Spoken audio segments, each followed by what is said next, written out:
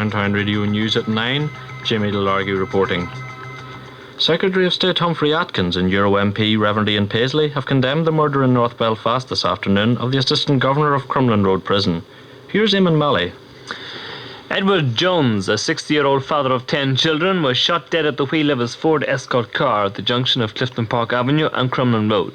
It pulled up at the traffic lights and was about to turn onto Crumlin Road when a red car drew alongside him and a gunman opened up, critically wounding him.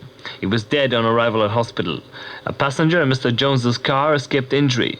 The killer sped off towards Agnes Street. The murder took place only a short distance from Century Street, where prison officer George Foster was cut down on Friday last. Mr. Jones was the third senior member of the prison staff killed in the Troubles. Albert Miles was murdered last November, and Mr. Patrick Mackin was found lying dead in a pool of blood beside his wife's body in February of this year at their North Belfast home. Eamon Malley, Downtown Radio News. The Secretary of State said there could be nothing but contempt for organisations which sustained themselves by killing those who, with skill and dedication, carried out their duties on behalf of the community. The DUP leader, Reverend Ian Paisley, describing the murder of Mr. Jones as diabolical, said the killing demonstrated the failure of the British government's security policy. Paying tribute to the Assistant Governor, Mr. Paisley said he was not only a highly efficient officer, but a real gentleman in the truest sense of the word.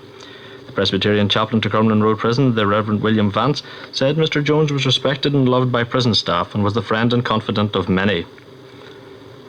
The woman whose body was found floating in the River Bann at Portadown this afternoon has been named. She was Mrs. Isa Lappin of Granville Road, Portadown. Police say foul play is not suspected. An armed robbery in Belfast's Clifton Street tonight.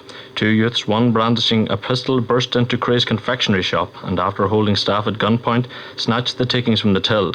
No one was injured. Church of Ireland bishops have accepted an invitation to meet Pope John Paul on the Saturday of his 3-day visit to the Republic. The bishops welcomed the invitation, which was extended to both clergy and lay people, and said it was their hope that the pontiff's visit would bring improved relationships between the churches here.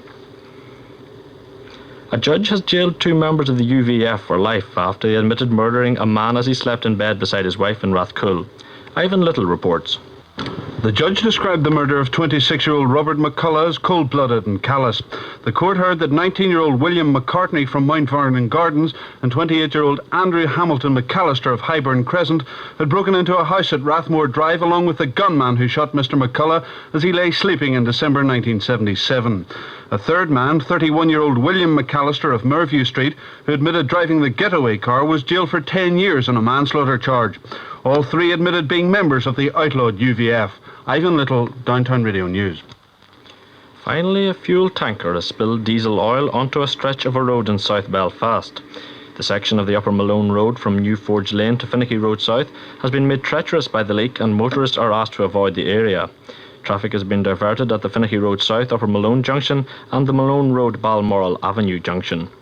Downtown Radio News, next news at 10 o'clock.